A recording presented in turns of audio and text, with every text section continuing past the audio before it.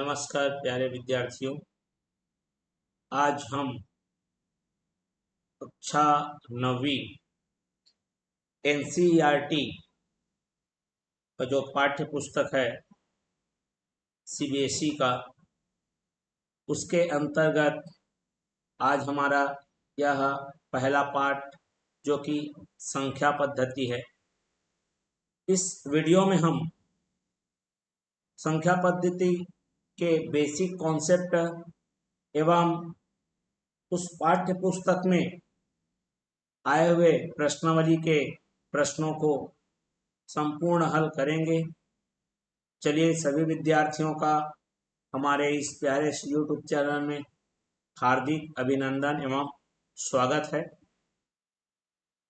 तो चलिए बढ़ते हैं इस प्रश्नावली के बेसिक कॉन्सेप्ट की ओर, जो कि हमारा पाठ 1 अध्याय 1 एनसीईआरटी की जो पाठ्य पुस्तक है उसमें का संख्या पद्धति जो अध्याय है उससे संबंधित हम बेसिक कॉन्सेप्ट और प्रश्नों को हम पढ़ेंगे।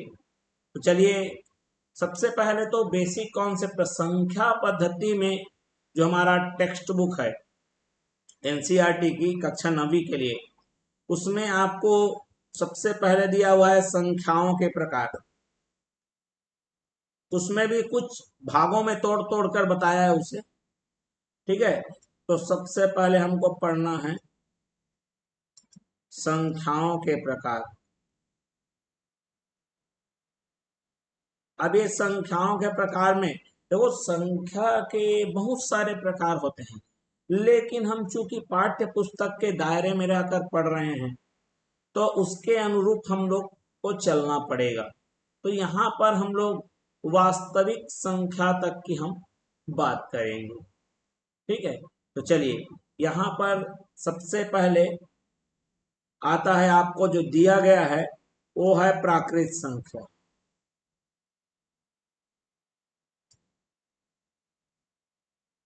अब ये प्राकृत संख्या क्या होती है, आप सभी को पता होगा, कक्षा 6वीं 7वीं में भी दिया हुआ है कि ऐसी संख्या जो 1 से प्रारंभ होकर, ठीक है, कहां तक जाएगी, अनंत की ओर जाएगी,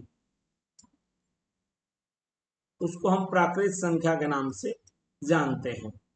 ठीक है, या गिनने वाली संख्याओं को हम प्राकृत संख्या कहते हैं। इस प्रकार से हम बता सकते हैं। दूसरी हमारे पास है पूर्ण संख्या।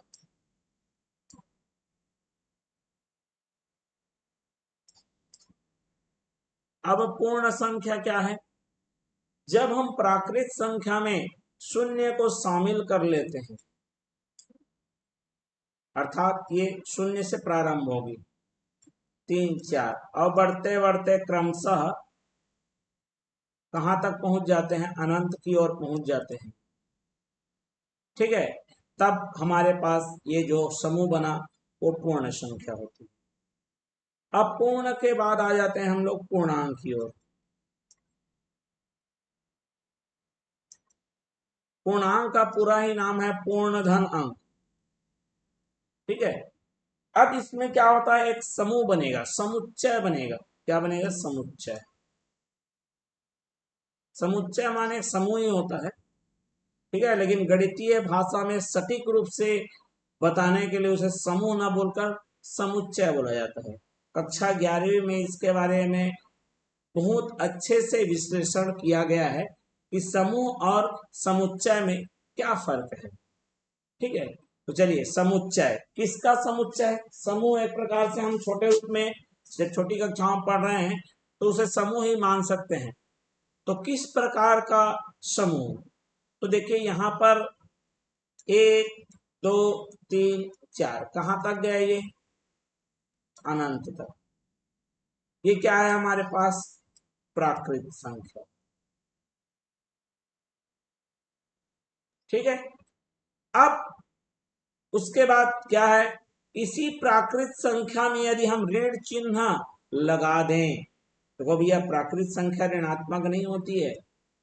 उस प्राकृत संख्या में हमको शामिल करना है ऋण को।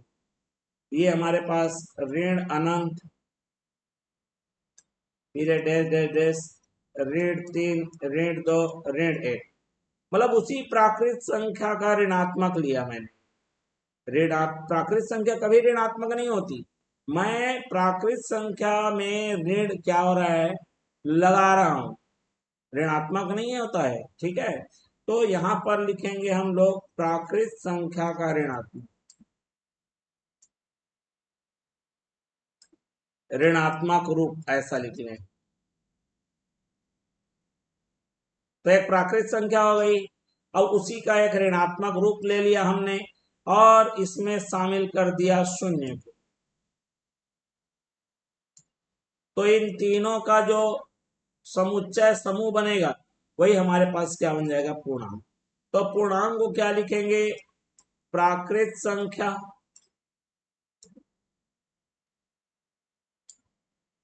ठीक है, प्राकृत संख्या का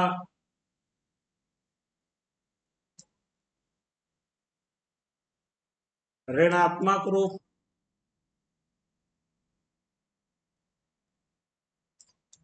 एवं शून्य का समुच्चय।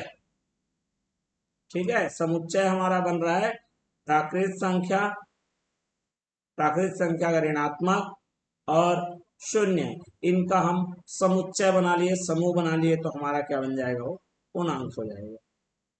अब इसके बाद आ जाते हैं, पूर्णांक के बाद आ जाते हैं हम लोग परिमेय संख्या। ठीक है,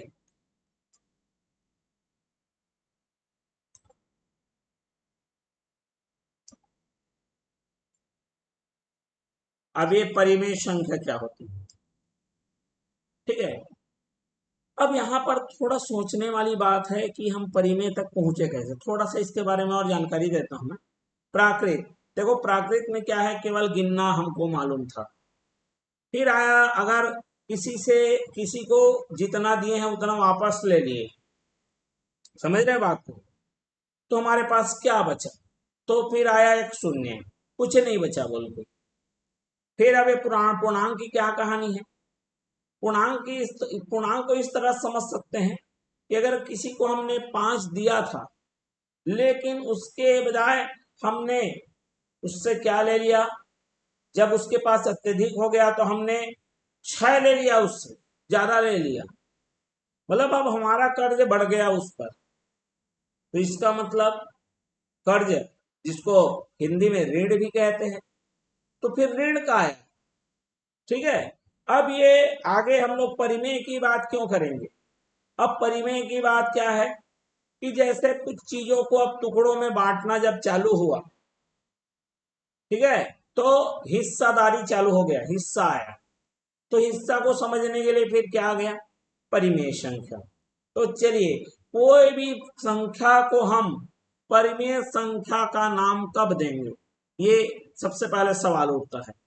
तो इस सवाल का उत्तर यह है कि यदि किसी संख्या के पास 3 खासियत हो, तो पहली खासियत यह है उसे भिन्न के रूप में व्यक्त किया जा सके। तो यहां पर लिखते हैं हम, जिसे भिन्न के रूप में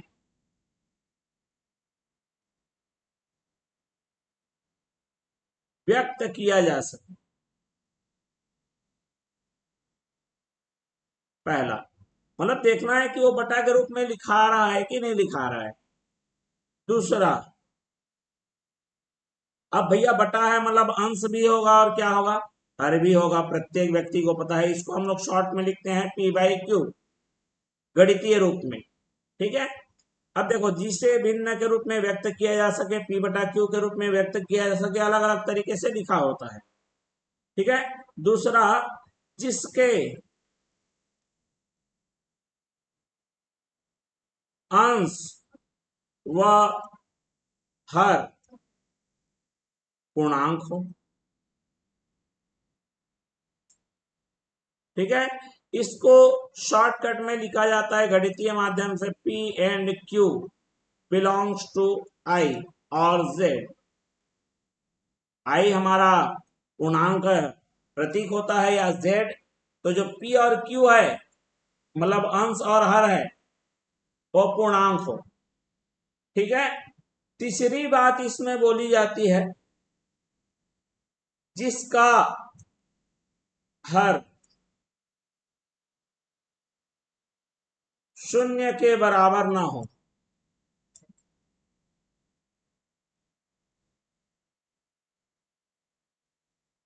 या शून्य ना हो, अर्थात हम उसको गणितीय रूप में लिखेंगे q नॉट इक्वल टू 0। अगर किसी संख्या में ये तीन खासियत मौजूद है, मतलब उसको हम परिमेय संख्या का नाम दे सकते हैं। जैसे कि यहाँ पर ऋण 3/4 है, ठीक, ये बटा के रूप में है पहला चीज। दूसरा, ऊपर वाले को देखोगे तो -3, ऋण 3, ठीक है, -3 है, जो कि अपने आप में एक पूर्णांक संख्या है, क्योंकि भी हमने बताया। हर जो कि 4 है, अपने आप में एक पूर्णांक है। तो ऊपर और नीचे मतलब अंश और हर प्रत्येक अपने अपने पूर्णांक है। तीसरी चीज है हमारा, दूसरा कोई पार कर लिया। तीसरी चीज यह है कि नीचे वाला मतलब हर शून्य के बराबर ना हो, मतलब 4 हमारा शून्य के बराबर तो आएगा नहीं। और भी अन्य उदाहरण जैसे 2/5, 9/4, ये सब क्या है, परिमेय संख्या के उदाहरण हैं। क्लियर हो गया बात। अब हमको और भी संख्याओं के बारे में जानना और समझना है, परंतु इस प्रश्नावली, जो हमारा पहला प्रश्नावली को समझने के लिए हमें इतने ही कॉन्सेप्ट की जरूरत थी। इसमें कुछ और चीजें हैं जिसको हम थोड़ा सा यहाँ पर नोट करा देते हैं। वो नोट करने वाली बात यह है कि दो परिमेय संख्याओं के बीच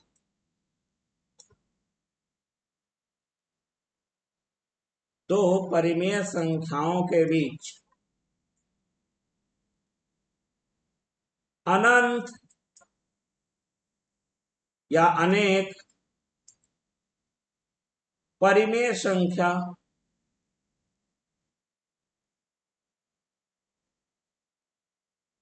प्राप्त की जा सकती है।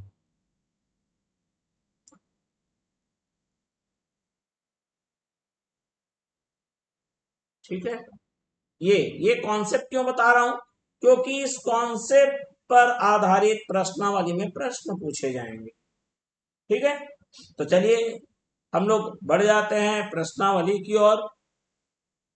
ये रहा हमारा प्रश्नावली 1.1, अर्थात सीबीएसई एनसीईआरटी बेस्ड पाठ्य पुस्तक का पहला अध्याय का प्रश्नावली 1.1 के प्रश्नों की ओर हम लोग बढ़ने जा रहे हैं, जिसमें आपको पहला प्रश्न पूछा है, ये आप अपनी बुक खोल के देख लीजिए, उसमें हूबहू ये प्रश्न देखने को मिल जाएगा, जिसमें लिखा है कि पहला, क्या शून्य एक परिमेय संख्या है? क्या इसे आप P/Q के रूप में लिख सकते हैं, जहां P और Q पूर्णांक है और Q बराबर नहीं है 0 के। ये आपका प्रश्न है। अब इसका हल जो हमारे पास आएगा वो किस प्रकार आएगा, यहां पर मैं आपको समझा। आपको पूछा गया है शून्य के बारे में, तो शून्य परिमेय संख्या है कि नहीं, पहला प्रश्न पूछ रहा है। तो यहां पर लिखना है हाँ, शून्य एक परिमेय संख्या है।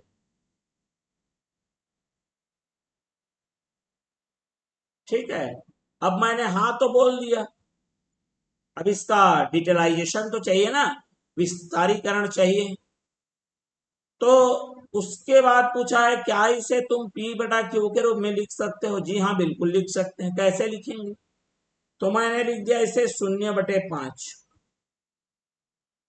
किसी भी संख्या को शून्य से, ठीक है, या फिर ऐसा बोले, शून्य को किसी भी संख्या से आप भाग दीजिए, किसी भी संख्या से,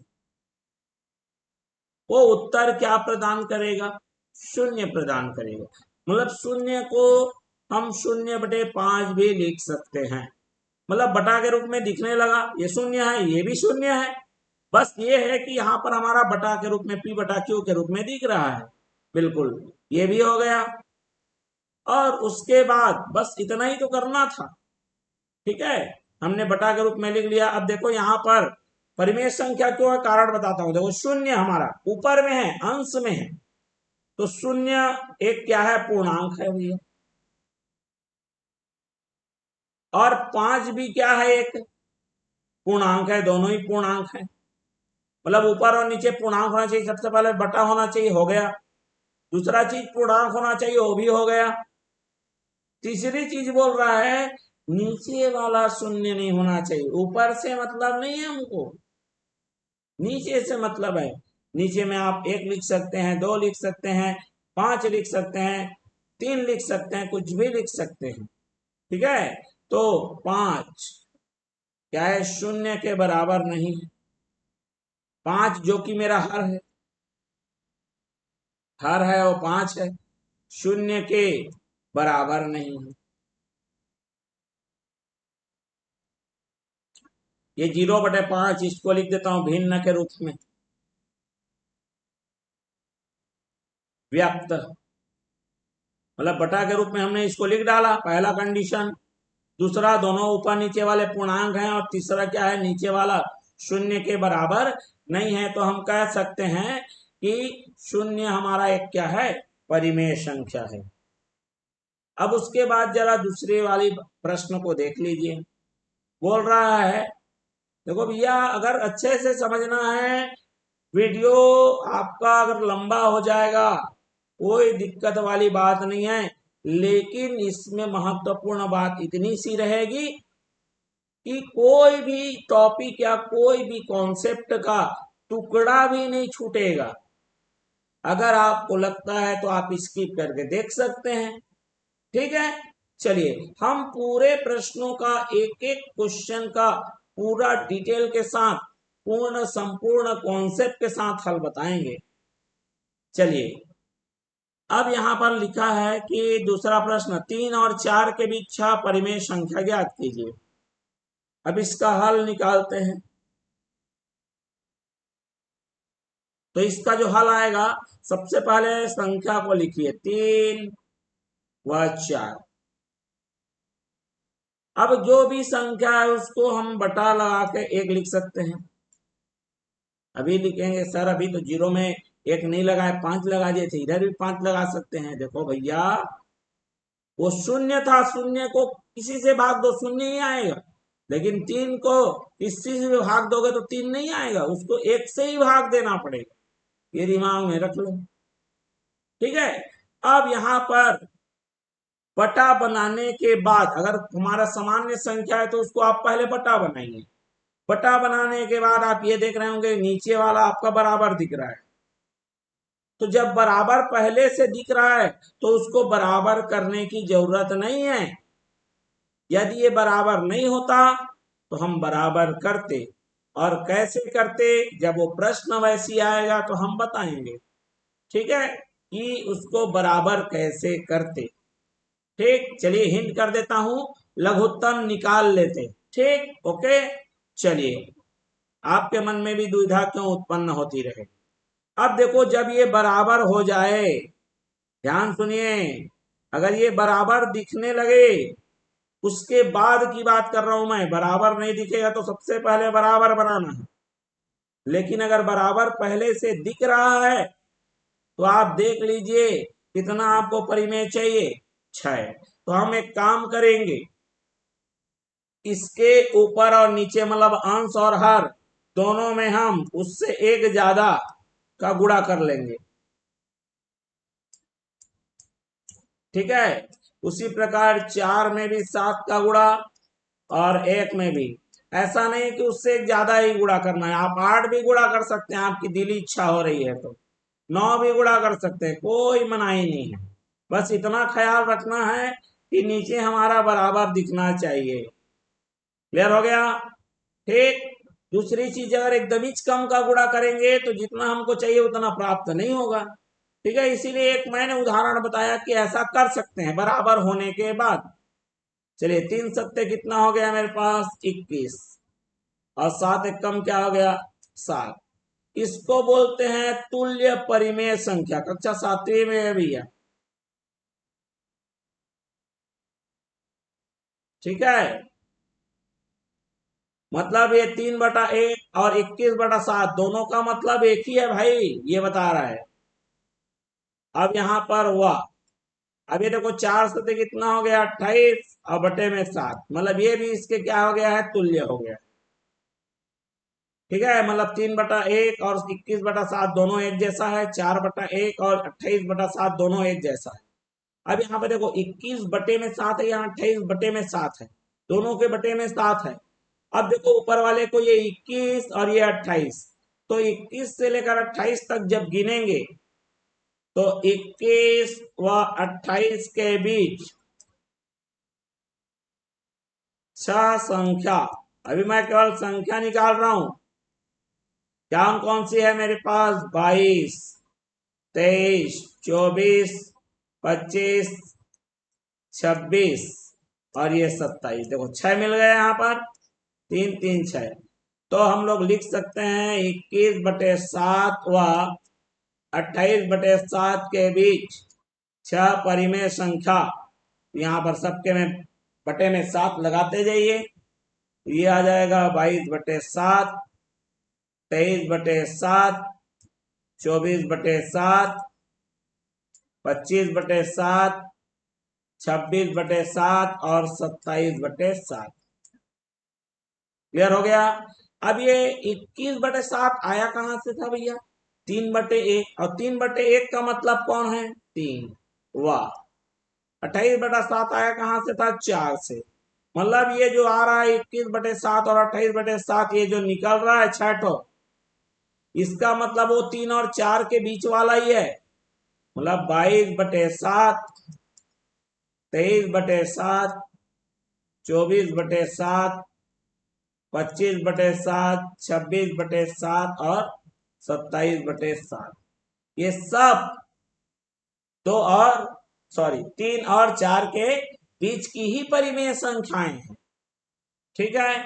चलिए बढ़ते हैं अगले प्रश्न की ओर, जिसमें लिखा है 3/5 और 4/5 के बीच 5 परिमेय संख्याएं ज्ञात कीजिए।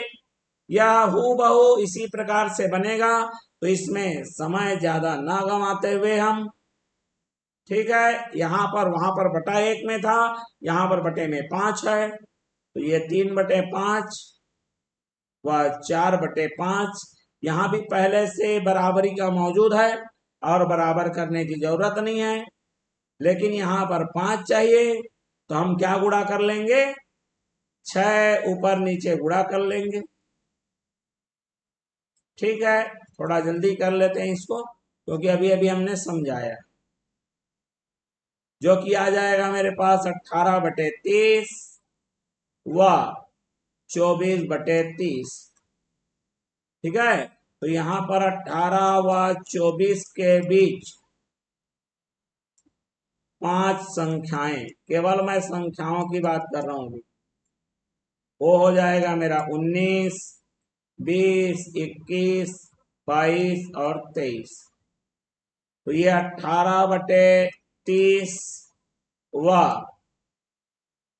24/30 के बीच 5, अब संख्याएं नहीं लिखूंगा मैं, क्या लिखूंगा, परिमेय संख्याएं, क्योंकि बटा में डालने वाला हूं मैं। 19/30, 20/30, इसको चाहो तो और छोटा लिख सकते हो, 21/30, 22/30 और 23/30, ठीक। चलिए, अब ये 18/30 आया कहां से है, 3/5 व 4/5 के बीच परिमेय संख्याएं, और ये हमारा वही आंसर आएगा, मतलब यही हमारा क्या हो गया भैया, आंसर आ गया है। स्पष्ट हो गई बात, बिल्कुल समझ में आ रहा है भैया। वीडियो को लाइक शेयर जरूर कर दीजिए और चैनल को सब्सक्राइब करके रखिए, क्योंकि प्रत्येक प्रश्नावली के प्रत्येक क्वेश्चन का बेसिक कॉन्सेप्ट के साथ संपूर्ण हल लेकर हम अपने इस चैनल में लेकर आ चुके हैं इसे। ठीक है, एक एक करके सारे कॉन्सेप्ट क्लियर करेंगे। अब जरा देखिए इसको, नीचे दिए गए कथन सत्य है या असत्य, कारण के साथ अपने उत्तर दीजिए। बिल्कुल देंगे हम। क्या लिखा है, पहले पूछ क्या रहे हो तो देखो, प्रत्येक प्राकृत संख्या एक पूर्ण संख्या होती है, तो इसका उत्तर होगा हाँ। बिल्कुल हाँ, मतलब सत्य। परंतु कैसे, कारण दीजिए। तो चलिए यहां पर मैं एक लिखता हूं और इसका लिखता हूं कारण। ठीक है, कारण ये है कि भैया समझा रहा हूं, देखो जितना भी प्राकृत संख्या है, प्राकृत संख्या मतलब 1 2 3 4। ठीक है, कहां तक गया भैया ये, अनंत। ये प्राकृत है। ठीक है, अपूर्ण क्या होता है, 0 1 2 3, कहां तक जाएगा ये, अनंत तक। ये हमारा हो गया पूर्ण। तो ये पूछ रहा है कि जितना भी मेरे पास प्राकृत संख्या है वो पूर्ण में है कि नहीं है। तो भैया 1 2 3 कहां तक है, अनंत तक। अब जीरो के बारे में सोच रहे होगे, अरे भाई ये जो है इतना सारा जो चीज है इसमें है कि नहीं है, बस इतना बताना है हमको। है, इसलिए हमने तो सत्य लिख दिया, हाँ लिख दिया। ठीक है, चलिए दूसरा को देखिए जरा। तो हमको लिखना है जितनी भी प्राकृत संख्याएं हैं वह पूर्ण संख्याओं में क्या है, पहले से मौजूद है। ठीक है, कारण ये है। दूसरा देखिए, प्रत्येक पूर्णांक एक पूर्ण संख्या होती है। तो ये तो बिल्कुल सरासर गलत है, नहीं, असत्य। परंतु कैसे, तो ये असत्य इसलिए हुआ भैया क्योंकि मैं अभी लिखने जा रहा हूं पूर्णांक। ठीक है, कारण चलिए लिखता हूं, पहले कारण लिख देता हूं यहां पर, ताकि हमको पता चले कारण हम बता रहे हैं। ठीक है, यहां पर लिखता हूं मैं भैया पूर्णांक। पूर्णांक का मतलब क्या हो गया मेरा, ऋण अनंत से धन अनंत, शॉर्ट में लिख दिया मैंने। और यहां पर पूर्ण का मतलब अभी अभी मैंने बताया, पूर्ण संख्या मतलब 0 1 2 3, कहां तक गया ये, अनंत तक गया है। अब इसको जरा देखिए, यहां पर ऋण 5 मिलेगा आपको, लेकिन यहां पर मिलेगा क्या, नहीं मिलेगा। मतलब ये ऋण 5 जो है पूर्णांक है, वह पूर्ण संख्या में हमको नहीं मिल रहा है ना। ये जो ऋण 5 है ना, पूर्णांक जो है, ऋण 5 एक पूर्णांक है। तो इसको पूर्ण संख्या में खोजने की कोशिश करोगे तो मिलेगा क्या, नहीं मिलेगा।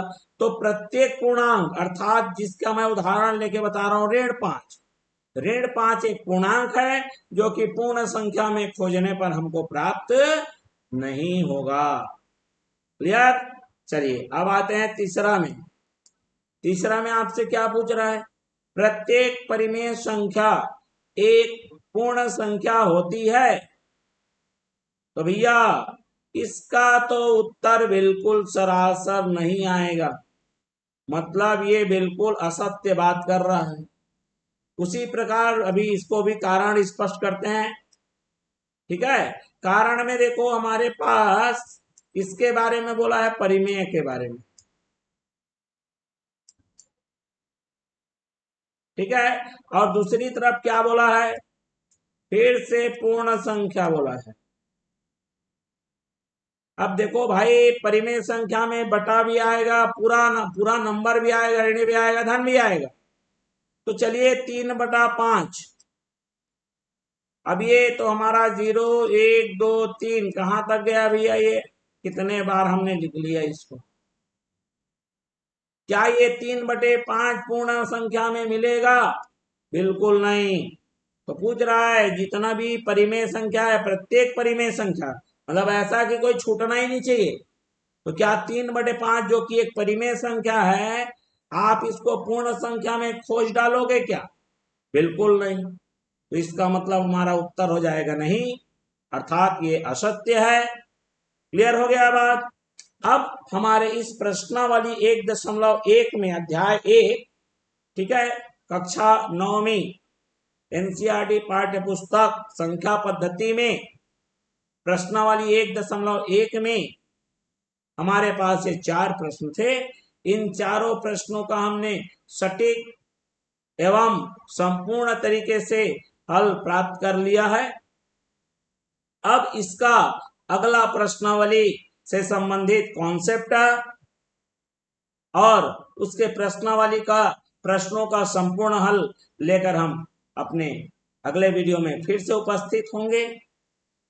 तो चलिए, दीजिए इजाजत। आने से पहले आप हमारे इस वीडियो को अगर आपको पसंद आया होगा तो लाइक शेयर जरूर करिए, और चैनल में नए तो सब्सक्राइब कर बेल आइकन नोटिफिकेशन ऑन कर लीजिए, क्योंकि पूर्ण रूप से आपको एक एक प्रश्नों के उत्तर और बेसिक कॉन्सेप्ट मिलने वाले हैं कक्षा 9वीं एवं 10वीं से संबंधित। तो मिलते हैं अगले वीडियो में, तब तक के लिए धन्यवाद, नमस्कार।